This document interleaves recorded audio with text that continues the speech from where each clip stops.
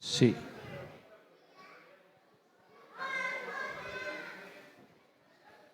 Buenas tardes, hermanos. Dios les bendiga.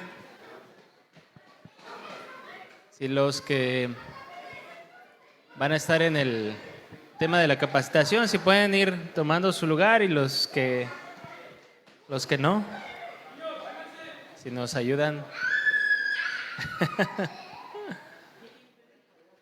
a ir desalojando.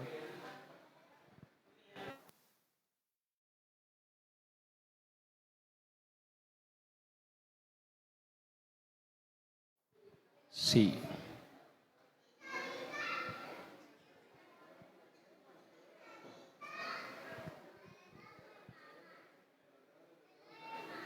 No sé si hay alguien más afuera que vaya a entrar, si no, pues bien.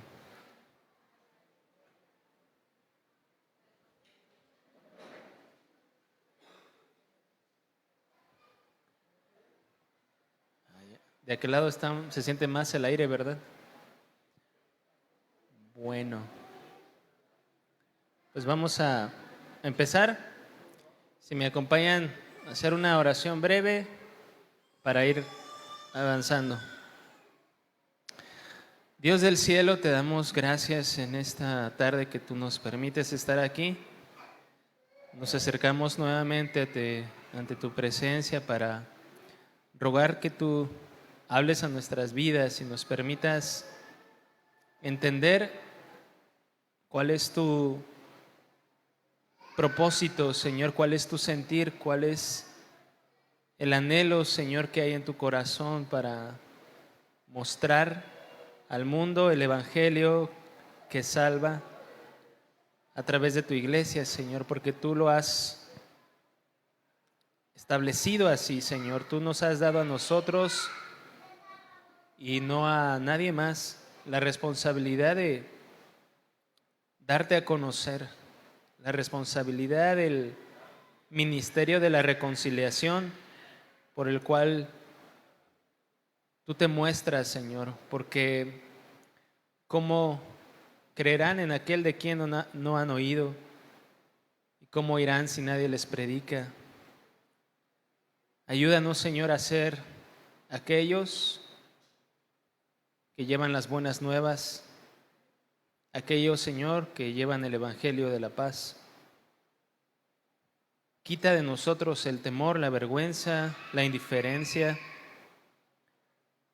y ayúdanos a entender, Señor, lo que tú quieres obrar en nuestras vidas y lo que tú quieres hacer a través de nuestras vidas, Señor.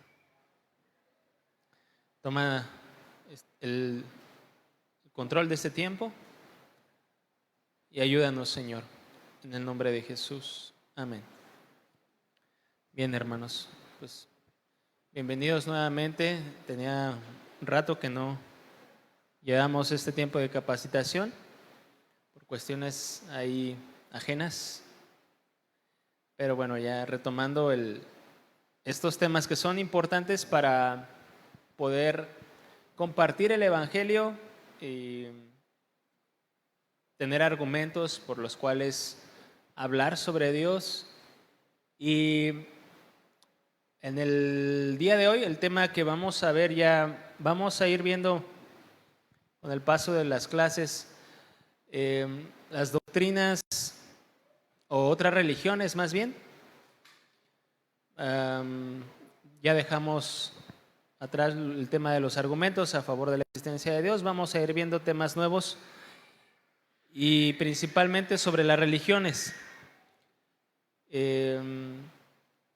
Yo creo que a todos nos ha tocado hablar con personas católicas, testigos de Jehová, mormones, de la luz del mundo.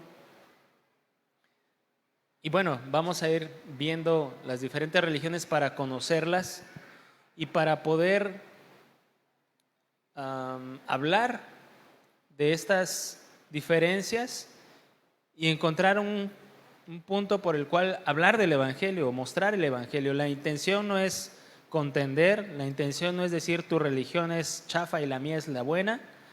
La intención no es discutir por discutir y ganar una conversación, un debate, ese no es el punto.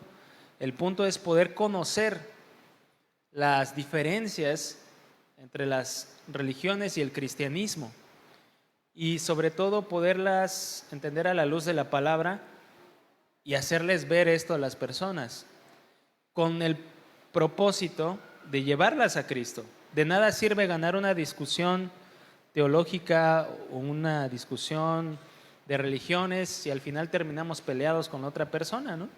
Si al final no sirve de nada ganar una discusión si el propósito no es llevar a esa persona a Jesús. Y bueno, lo importante es tener argumentos con los cuales hablar de nuestra fe, compartir nuestra fe, ir viendo estas diferencias entre las demás religiones, ¿no? Y la religión con la cual vamos a iniciar es el catolicismo. Yo creo que el 80% de la población en México es, el 90% de la población en México es cristiana y de ahí se subdivide en distintas denominaciones. El catolicismo es conocida o se interpreta como religión cristiana, aunque obviamente nosotros sabemos que hay muchas diferencias. Y la mayoría de las personas que conocemos seguramente son católicas, y son católicas de bautizos o católicas de bodas o católicos de hueso colorado, católicos de tradición, que son los menos, pero existen. Que pues es que mi abuelito era monaguillo y mi papá era monaguillo, yo fui monaguillo y mis nietos van a ser monaguillos también. Entonces son muy aferrados. Pero la mayoría de las personas que conocemos, yo les aseguro que son católicas. Y vamos a ir viendo varios temas sobre el catolicismo. El primero de ellos es la figura del Papa. Yo creo que todos conocemos al Papa, ¿verdad? O hemos visto ya sean videos o fotos, o tenemos una idea de quién es el Papa, ¿no? Y el Papa es la figura principal en el catolicismo. En el catolicismo es llamado obispo de Roma, es llamado el sucesor de San Pedro, es llamado el vicario de Cristo, y además el Papa es el soberano del Estado de la Ciudad del Vaticano. Sabemos que la sede del Papa está en Roma, y Roma tiene una ciudad chiquitita que se llama Vaticano, donde el soberano es el Papa. Tienen sus propias leyes, su propia constitución, sus propias... Es como un país chiquito, donde el gobernador y el rey, el principal, es el Papa. Es llamado también sumo pontífice, santo padre, siervo de los siervos, patriarca de Occidente. Recibe el trato de jefe de Estado en otras naciones. Más allá de su figura religiosa, también recibe un trato de jefe de Estado. Y es alguien que tiene una personalidad jurídica internacional. Tiene inmunidad. Inmunidad es que no le pueden hacer nada, no lo pueden acusar de nada. Tiene inmunidad política diplomática en más de 170 países. El actual Papa es un argentino, el Papa Francisco se hizo llamar, y lleva, no recuerdo cuántos años, pero lleva algunos años en su cargo actual, creo que 10. Y bueno, les decía, la figura del Papa es considerado como el vicario de Cristo, y es ahí donde la Iglesia Católica tiene esta noción de que el Papa es el sucesor de Jesús en la tierra. Yo creo que todos lo hemos escuchado.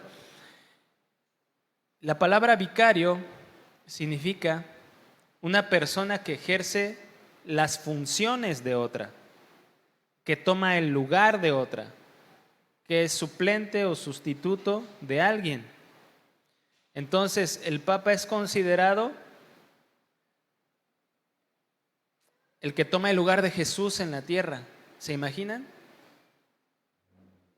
El Señor decía, vendrán falsos Cristos, falsos Mesías.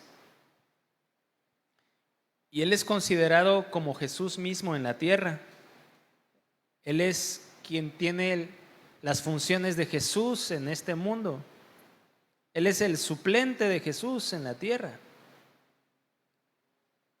Y basan la idea de que el Papa es el sucesor de Pedro. Yo creo que lo hemos escuchado, ¿no? Y que Pedro fue el primer Papa que ha existido de la Iglesia.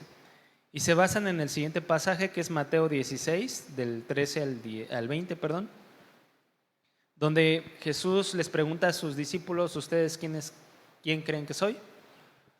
Y todos le dan una respuesta, ¿no? Algunos Elías, otros Jeremías, otros algunos de los profetas. Y en el verso 15 Jesús les pregunta, ¿y ustedes quién dicen que soy yo? Y es ahí donde responde Simón Pedro, y Pedro le dice, tú eres el Cristo, el Hijo del Dios viviente. Entonces le respondió Jesús, bienaventurado eres Simón, hijo de Jonás, porque no te lo reveló carne ni sangre, sino mi Padre que está en los cielos. Y yo también te digo que tú eres Pedro, y sobre esta roca edificaré mi iglesia, y las puertas del Hades no prevalecerán contra ella. A ti te daré las llaves del reino de los cielos, y todo lo que atares en la tierra será atado en los cielos, y lo que desatares en la tierra será desatado en los cielos. Vamos a desglosar esto un poquito más adelante. Una de las características que tiene el Papa, que se le considera al Papa, es que es infalible. Se le atribuye este adjetivo de infalibilidad. Y esta característica fue atribuida por el Papa Pío IX en julio de 1870, después de un concilio. Y la infalibilidad papal se basa, más bien establece esto como un dogma. Un dogma es algo que no puede ser cuestionado, es algo que es de esta forma y ya ni modo, no se puede cambiar. Un dogma de fe es que el Papa es infalible para los católicos. Y el Papa está preservado, dicen los católicos, de cometer un error cuando promulga una enseñanza en la iglesia en temas de fe y de moral. Es decir, siempre y cuando el Papa esté hablando de temas de fe y de moral, lo que él dice es perfecto, incuestionable, infalible, no se equivoca el Papa. ¿Por qué? Porque ellos creen que el Espíritu Santo lo está asistiendo mientras está dando una enseñanza. Entonces el Papa, como es asistido por el Espíritu Santo, no se puede equivocar. Y es únicamente esta percepción, bueno, más bien esta definición de infalibilidad, siempre y cuando el Papa esté hablando sobre temas de fe, esté dando una cátedra, esté enseñando. Se dice que si el Papa está en una entrevista o cotorreando con sus amigos, ahí sí puede equivocarse el Papa. Ahí no aplica la infalibilidad, es únicamente mientras está enseñando sobre temas de fe.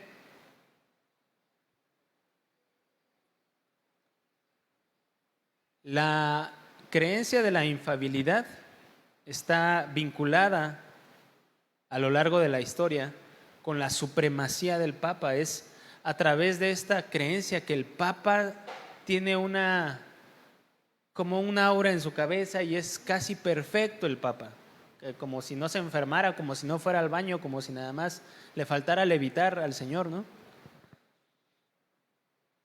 Los católicos tienen una idea muy exagerada del Papa y de la figura del Papa. Lo consideran casi divino. A muchos de los papas se les canoniza después de que mueren.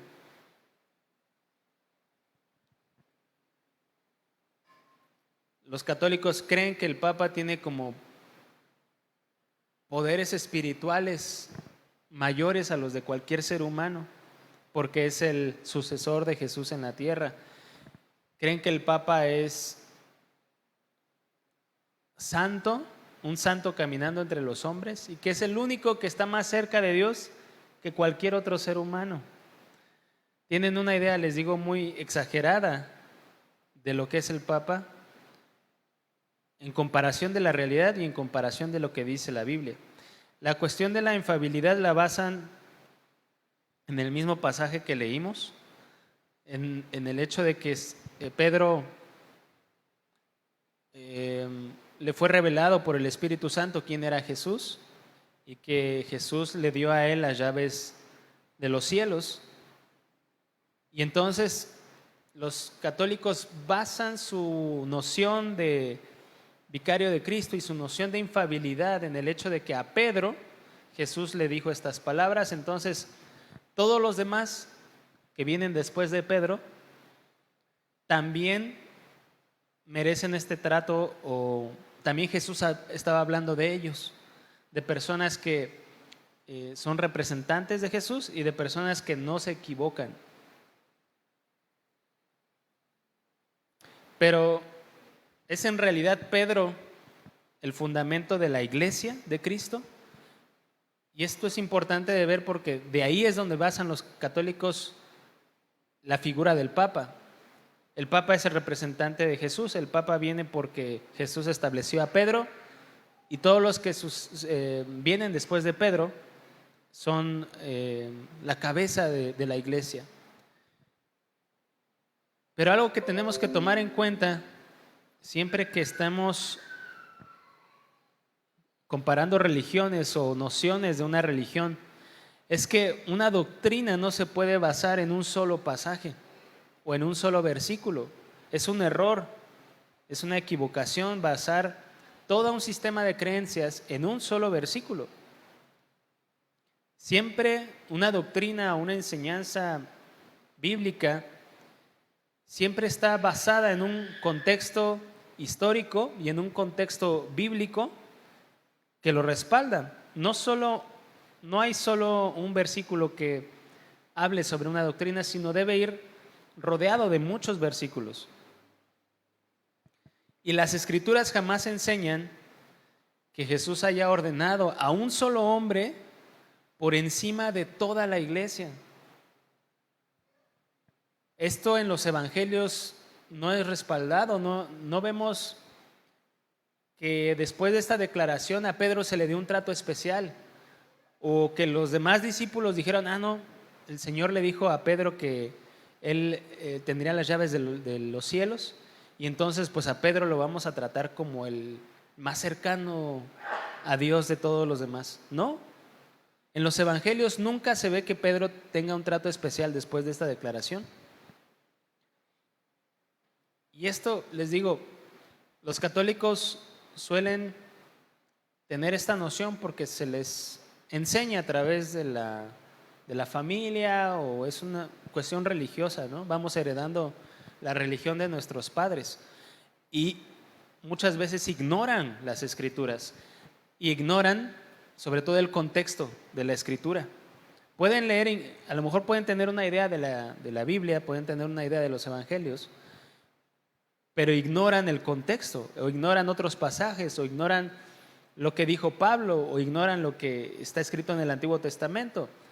Muchas veces, les digo, se basan en un solo versículo para establecer un sistema de creencias tan fuerte que ha subsistido a través de tantos años. La historia del catolicismo es muy larga, pero es un sistema de creencias basado en cosas humanas, no basados utilizan un versículo como una excusa para fundamentar todo su sistema político, religioso, económico, y ha perdurado a través de tantos años. Las Escrituras enseñan claramente que había una igualdad dentro de los miembros de la Iglesia de Cristo, y sobre todo que la cabeza de la Iglesia, ¿quién es? Jesús mismo. La cabeza de la Iglesia no es el Papa, la cabeza de la Iglesia es Jesús. Efesios 5, 23 y 24 dice: porque el marido es cabeza de la mujer, así como Cristo es cabeza de la Iglesia, la cual es su cuerpo y Él es su Salvador. Así que como la Iglesia está sujeta a Cristo, así también las casadas lo estén a sus maridos en todo. La Escritura nunca dice la cabeza de la Iglesia es Pedro. La Escritura nunca dice la Iglesia debe estar sujeta a Pedro. Jamás, en ningún pasaje lo van a encontrar. Pero los católicos creen que la Iglesia debe tener una figura principal, y esta figura principal es el Papa. Ahora, ¿es Pedro la roca sobre la cual está edificada la Iglesia? En el versículo Mateo 16, 18, Jesús, hablando sobre la declaración de Pedro,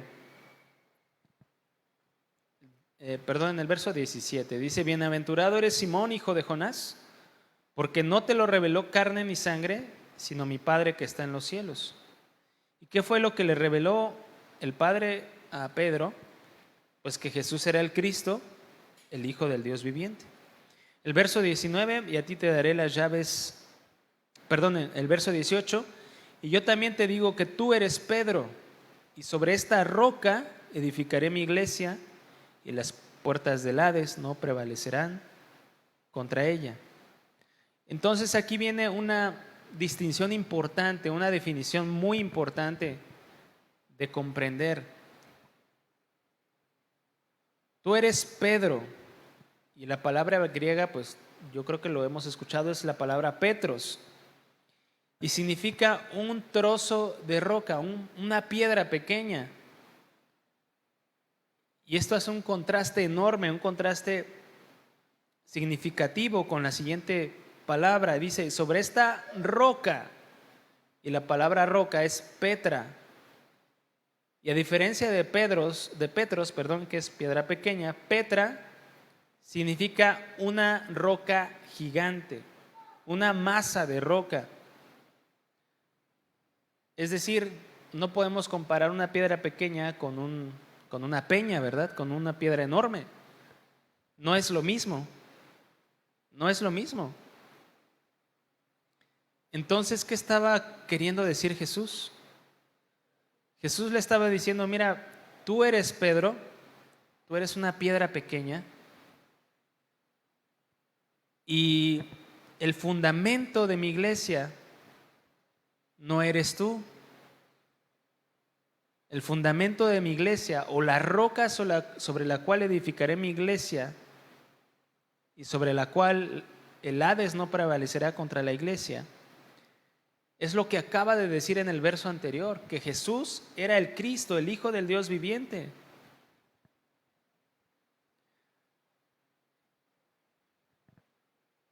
La roca sobre la cual Jesús estaba edificando su iglesia era la revelación y la comprensión que debía haber en las personas de que Jesús era el Mesías, de que Jesús era el Cristo, de que Jesús era el Hijo de Dios, el Hijo del Dios viviente. No le estaba diciendo: mira, Pedro, tú vas a ser la roca sobre la cual voy a edificar mi iglesia. Tú, Pedro. No.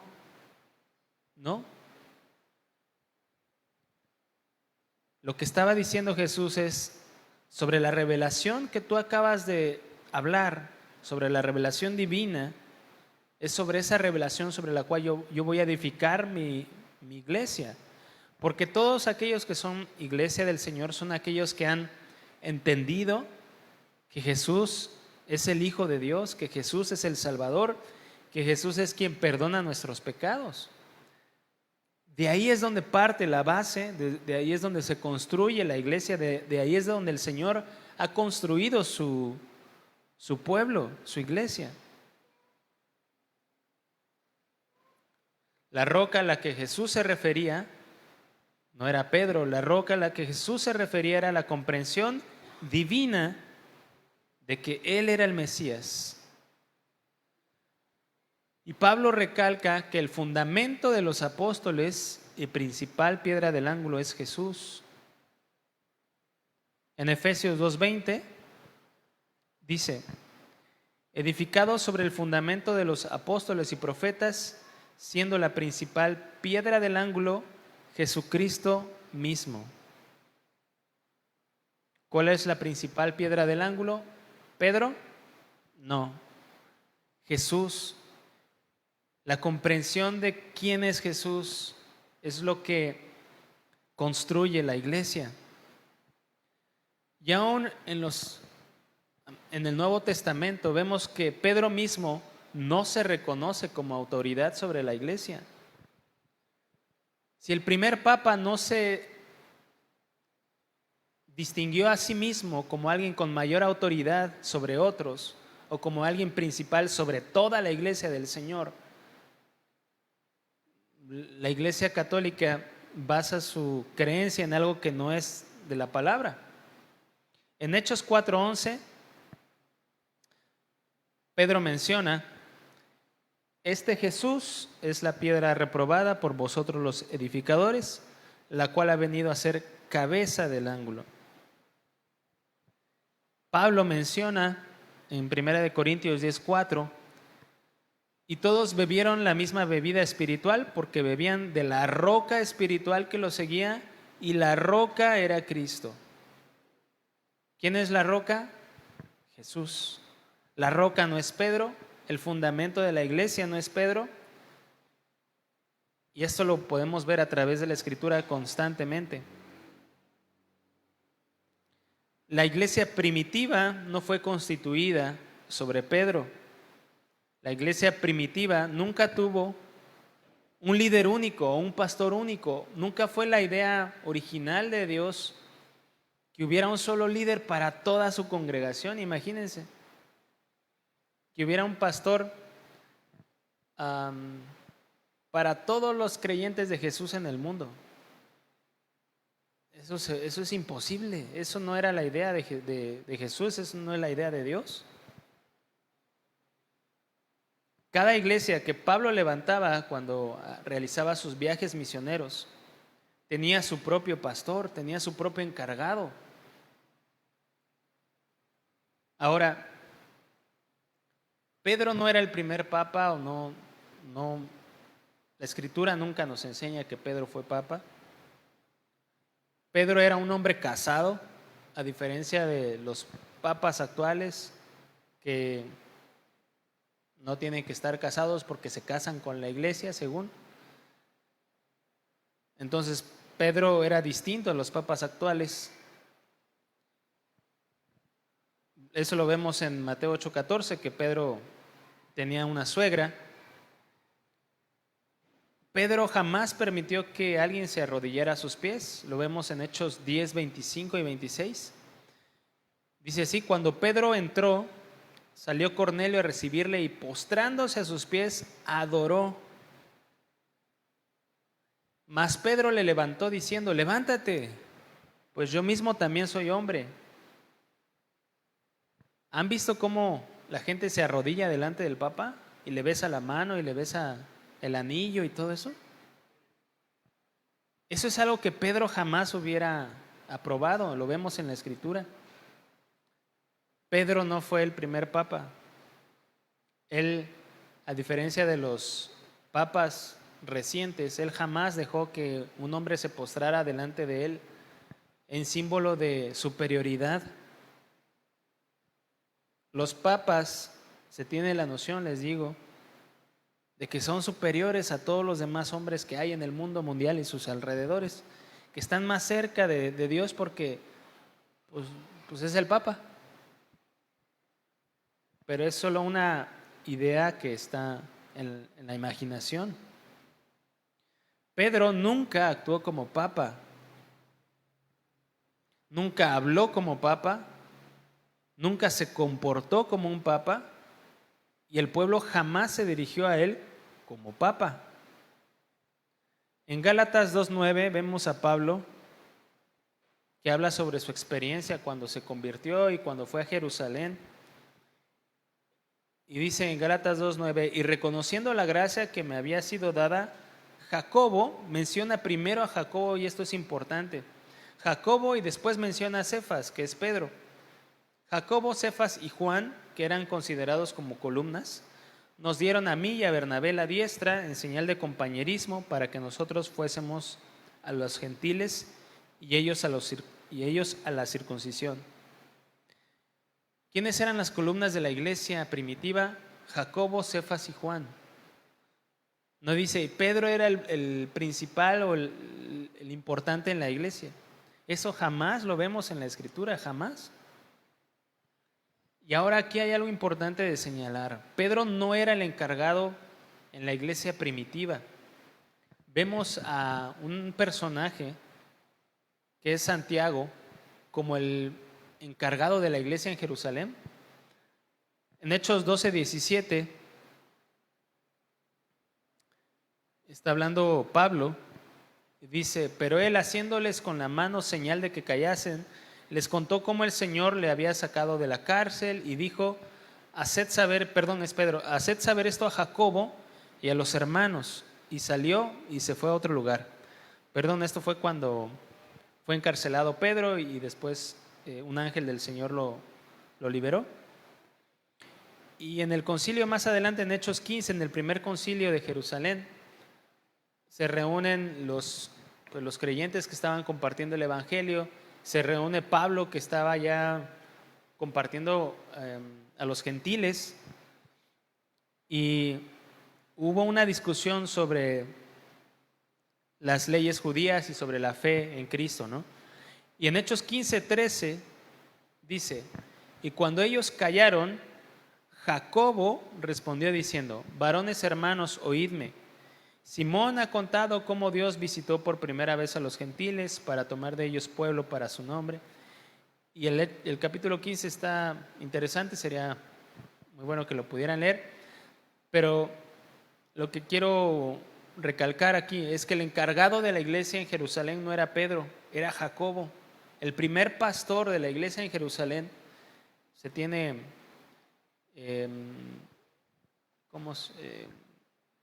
está consensuado que el primer pastor de la iglesia en Jerusalén era Santiago, el hermano de Jesús.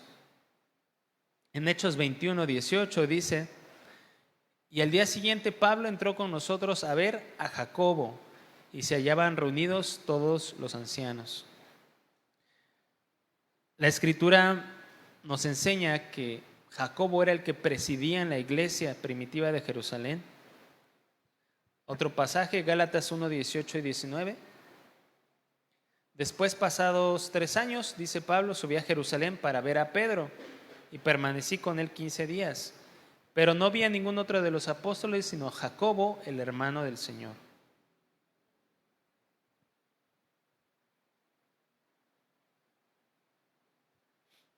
Gálatas 2:8 y 9 dice, pues el que actuó en Pedro para el apostolado de la circuncisión, actuó también en mí para con los gentiles. Pablo, hablando sobre la tarea que Dios le dio tanto a Pedro como a él para compartir el evangelio, y no está diciendo, yo Pablo me doy cuenta de que Pedro es el chido y yo no tanto, entonces pues Pedro hay que cuadrársele a Pedro. Jamás, les digo en la Escritura, jamás vamos a ver que Pedro es reconocido como el principal.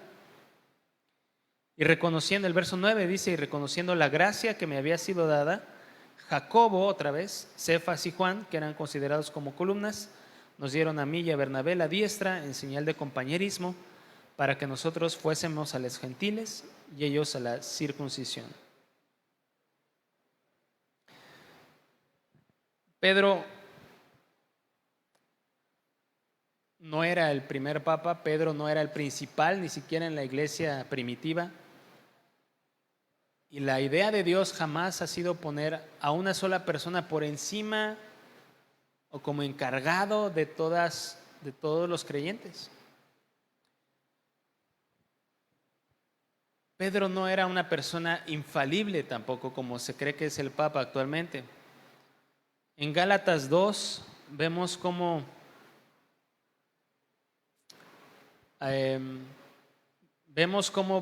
Pedro fue reprendido por Pablo. En Gálatas 2:11 dice: pero cuando Pedro vino a Antioquía, le resistí cara a cara, porque era de condenar. Pablo reprendiendo a Pedro, porque Pedro estaba actuando de una manera como hipócrita. Y entonces Pablo, con la autoridad del Señor, enfrentó a Pedro de una manera, pues obviamente yo creo que guiado por el Señor y por el celo del Señor. Y aquí podemos darnos cuenta que Pedro no era infalible, que Pedro no era una persona que no se equivocaba.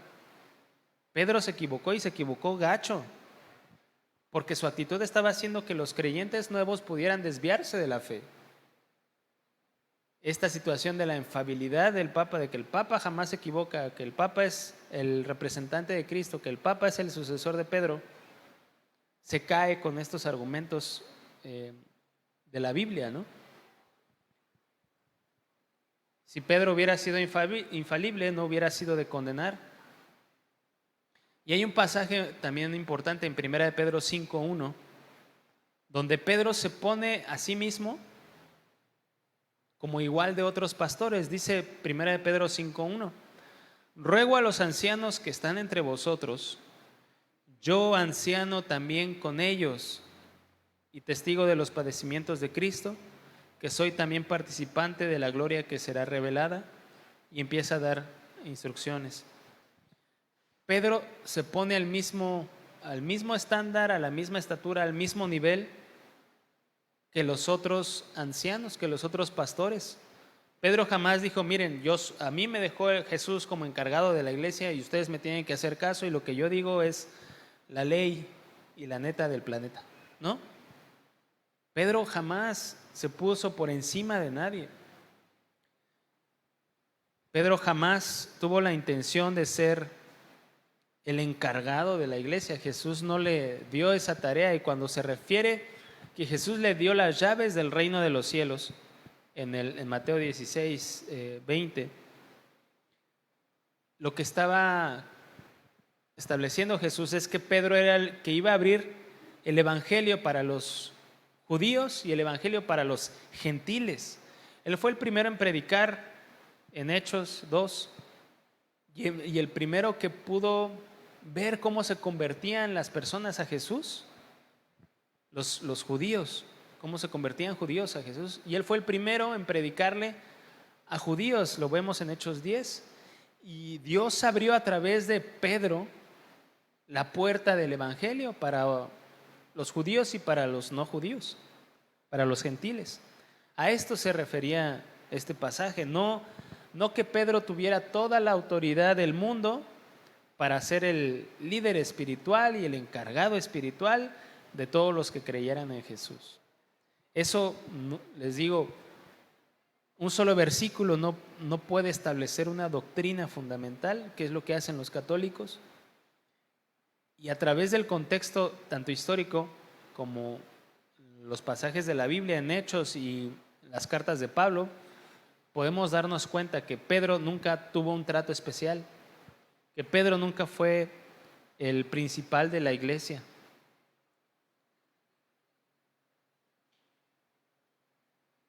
Y esto es importante, les digo, porque los católicos tienen esta noción heredada a través de la religión, de que el Papa es sucesor de Cristo, de que el Papa es el vicario, de que el Papa es infalible. Pero estos argumentos, les digo, se caen a través de la escritura misma. Y eso es lo que vamos a ir viendo a través de las siguientes clases, ¿no? Es importante, les digo, ir conociendo qué creen las demás religiones y cómo compararlo con la verdad, que es la palabra. La intención jamás va a ser contender, les repito. La idea no es contender, sino es: mira, la palabra de Dios dice esto. La escritura dice esto. Y las personas no basan su fe en lo que dice la palabra, basan su fe en lo que les enseñaron, en lo que alguien más les dijo sobre Dios o sobre la religión, ¿no? Por eso es importante conocer la Escritura, que nuestra fe esté basada en la Escritura y guiar a otras personas a que su fe esté basada en la Escritura, que su fe no esté basada en enseñanzas humanas, que la fe esté basada en la palabra de Dios que es eterna, ¿no? Sería todo hasta el momento. No sé si alguien tiene alguna pregunta en particular. Sí. Ujú, ujú. Ah, perfecto. Sí, sí, sí, sí, sirve bastante. Primera de Corintios 3:11. Ujú. Muy bien. Y bueno, vamos a orar para terminar y ser despedidos. Amado Dios, te damos gracias por tu palabra que nos guía a la verdad, que nos muestra lo que tú has establecido, Señor, lo que tú has puesto para que caminemos sobre esa verdad. Ayúdanos a no basar nuestra fe en lo que alguien nos, nos enseña o nos quiere mostrar, sino a través de tu palabra siempre, Señor. Que podamos ser como las personas de Berea, que seamos diligentes en escudriñar tu palabra y que tu verdad sea la que conozcamos a través de tu palabra. Danos un corazón, Señor, que pueda distinguir entre las personas que quieren contender y las personas que quieren saber la verdad. Líbranos, Señor, de utilizar tu palabra como un instrumento para pelear o para no mostrar amor. Al contrario, Señor, que podamos a través de tu palabra guiar a la verdad y sacar del error a las personas, del error en el que se encuentran, Señor. Solamente tú puedes ayudarnos y tú puedes hacer esta obra a través de nosotros. Haznos instrumentos útiles en tus manos. Queremos, Señor, que tú nos uses para hablar de ti y que otros vengan al conocimiento de la salvación. Bendice a mis hermanos que están aquí, a los que no pudieron asistir, y ayúdanos, Señor, a poder mostrar a Cristo en donde quiera que estemos. Te damos gracias en el nombre de Jesús. Amén. Muy bien, hermanos. Pues nada más un último favor. No sé si alguien